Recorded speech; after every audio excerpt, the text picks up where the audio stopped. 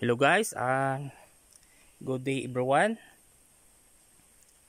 Bali, tinanghali pa ako ng gising, kaya hindi na ako nakapunta doon sa aking dinidevelop na area, yung tinataniman ng mga saging at saka paglilinis ng mga tanim kong niyog.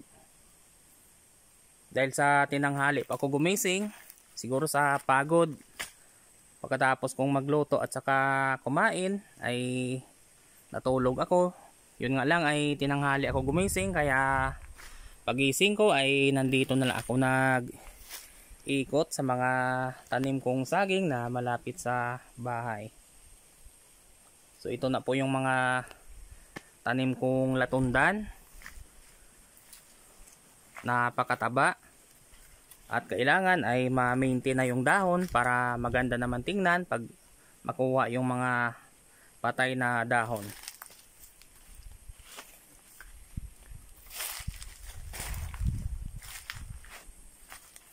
Bali 6 months pa lang po ito na aking naitanim, pero ganito na kalaki dahil sa mataba at palagi kong alaga yung puno, tinatanggalan ng damo para walang kaagaw yung mga tanim kong saging sa nutrients galing sa lupa.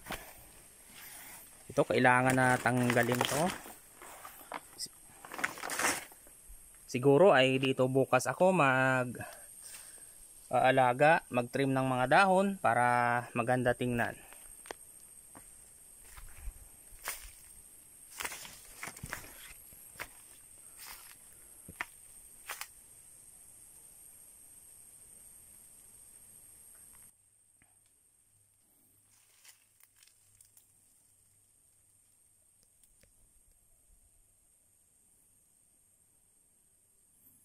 Ito ay wala pong fertilizer, pero pag tiningnan nyo po ay parang meron siyang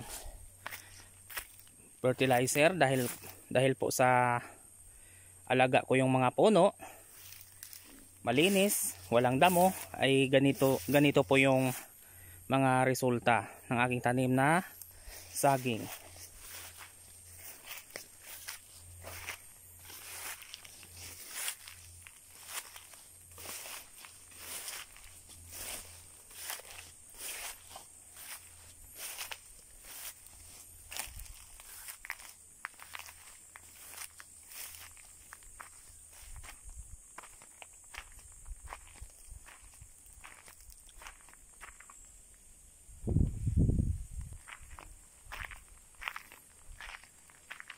Ang taniman ko po ng saging na ito ay malapit lang sa bahay at saka sa gilid po ng kalsada.